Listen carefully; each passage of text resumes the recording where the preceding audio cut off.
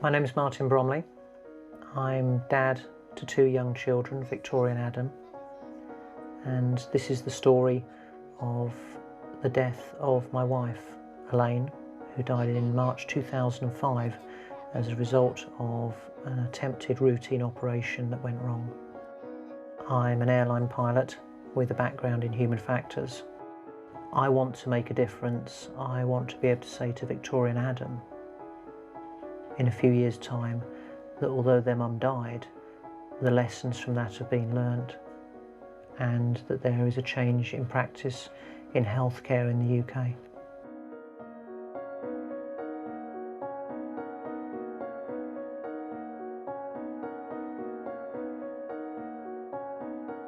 Elaine actually had very good health, but she had suffered from some sinus problems, and as a result, a consultant had recommended that she should have routine sinus surgery. We left at 8:30 in the morning, having kissed Mummy goodbye, and went off to do the weekly food shop.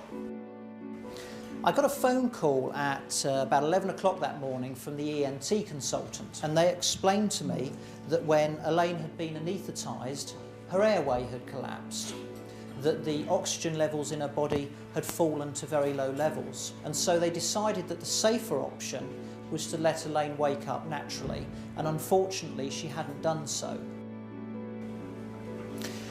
I went across to the intensive care unit, and there I was met by two further consultants.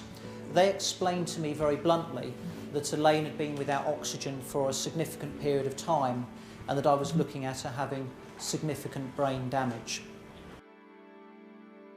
Another brain scan was taken, and even to me as a layman, comparing the new scan with the benchmark scan, there was no doubt that by this stage there was virtually nothing that could be done for Elaine. And I made the decision, in consultation with the intensive care team, to switch Elaine's life support off. She died some 13 days after the original attempted operation.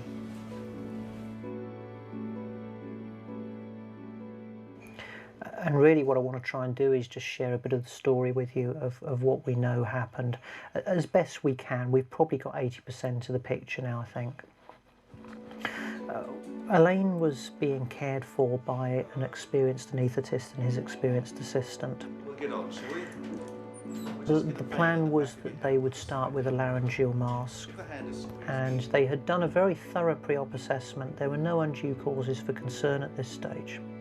And at 8:35 in the morning, Elaine was anaesthetised. Off we go now. Off to sleep. The first mask wouldn't fit. They tried a second mask. Why am I having problems here? I don't know. I'll open this. Hold down a bit. Let me push the head back a bit more. They then tried some extra drugs to try and reduce some suspected tension in the muscles in the jaw. So it was obvious almost straight away that things were going wrong. We know that 2 minutes in, Elaine's oxygenation was 75% and falling, and she was by this time already visibly blue. Within 4 minutes, we know that her oxygenation had fallen to 40% or lower. There's some confusion about the precise time, but we know that 6 to 8 minutes in, a number of things were happening. The anaesthetist had already started to attempt to intubate Elaine. The oxygenation was still at 40% or lower, the heart rate was falling. The ENT surgeon waiting to perform the op came into the theatre. An anaesthetist from an adjoining theatre became aware of a commotion, and he walked in to see what could be done. And at least 3 nurses answered a call for help. And what happened is that the 3 consultants continued with the attempts to intubate, and they used a variety of different techniques and a variety of different pieces of equipment. The nurses, meanwhile, performed some tasks under their own initiative. But what we can say is that 10 minutes in, with hindsight, this is a situation of can't intubate, can't ventilate. This is a recognised emergency in anaesthesia for which guidelines exist. We're now 10 minutes into this attempted procedure. The patient, my wife, is blue. Her oxygenation is 40% or lower, and it has been for 6 minutes. The anaesthetist has 16 years experience and he is regarded as diligent by his colleagues. The ENT surgeon has over 30 years experience. The other anaesthetist has additional skills pertaining to difficult airways, and 3 of the 4 nurses are all experienced in their job. And it's perhaps worth just wondering at this stage what was going through their mind. The intubation attempts had failed, the oxygenation was very low. What we know actually happened is this point in 10 minutes for a further 15 minutes, the 3 consultants would appear to have continued with their attempts to intubate to the exclusion of any other option.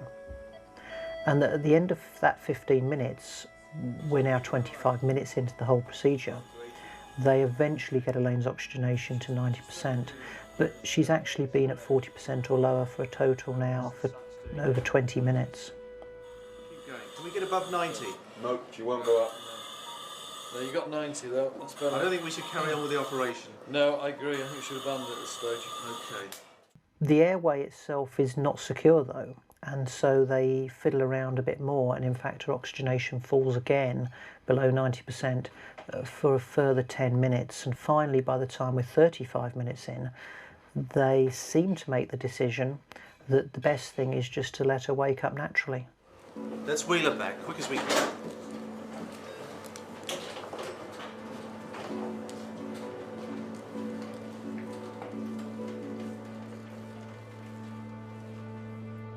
And they transfer her to the recovery room.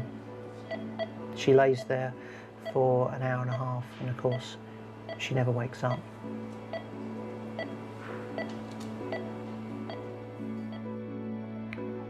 Based on the evidence from the inquest and from Professor Harmer's report, the lead anaesthetist, if I can call him that, in his own words, lost control. There was a question mark in the inquest about who people felt was in charge at different points. There was certainly a loss of awareness, an awareness of time, but also an awareness of the seriousness of the situation. If you like, the awareness of what was happening wasn't shared by each of the consultants.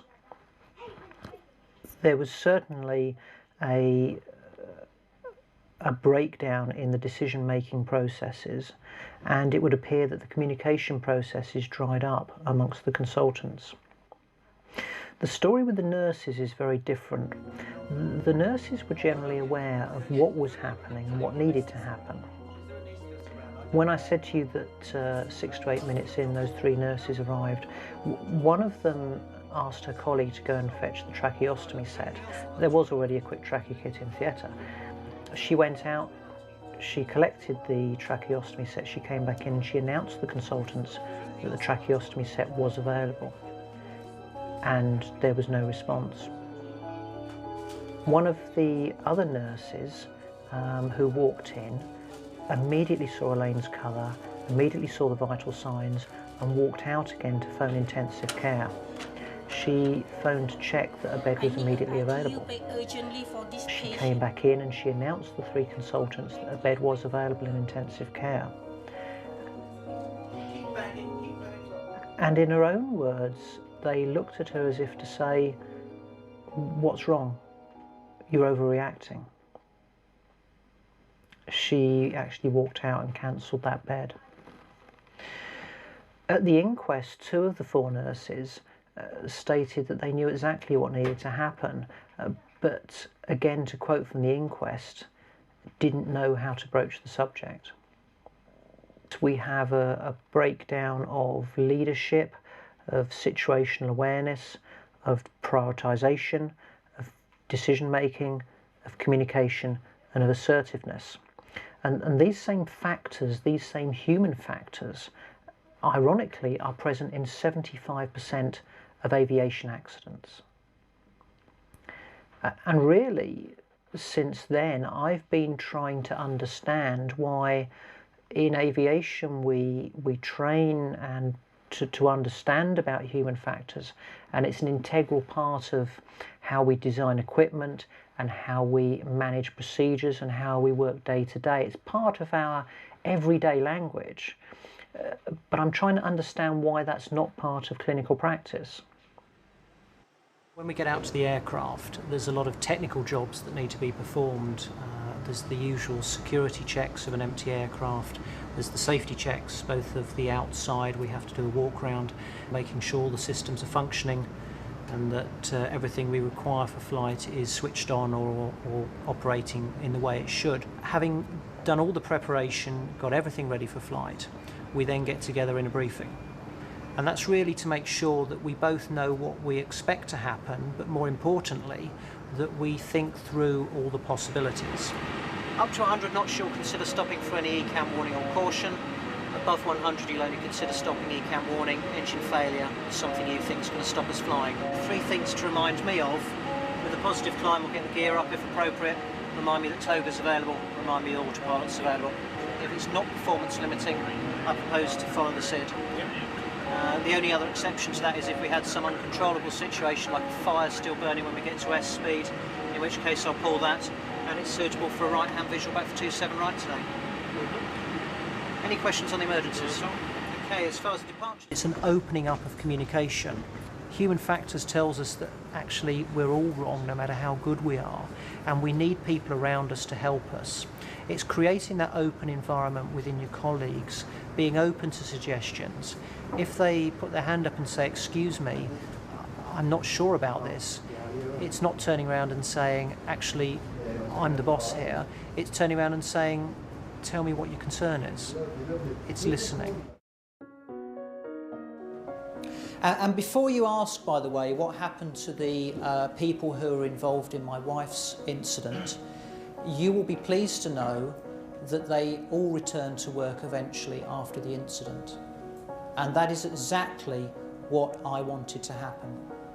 By being back in the workplace, they can spread those very personal lessons on to their colleagues, and all of them will be much better clinicians as a result of what happened. Of that there's no doubt. The key message I would emphasise is that in aviation we know 75% of accidents are caused by human factors. In healthcare, what's the statistic? Is it 75% as well? Is it 85%? Is it 55%? No one really knows. My argument is, though, that the actual statistic is irrelevant. If you accept common sense and look around you, that tells you a large proportion of accidents and incidents will be caused by human factors. The lessons from other industries are there, and they're equally applicable to healthcare. And if it is only 45%, that is an awful lot of lives that we could be saving. Let's wake up to human factors. Let's make a difference.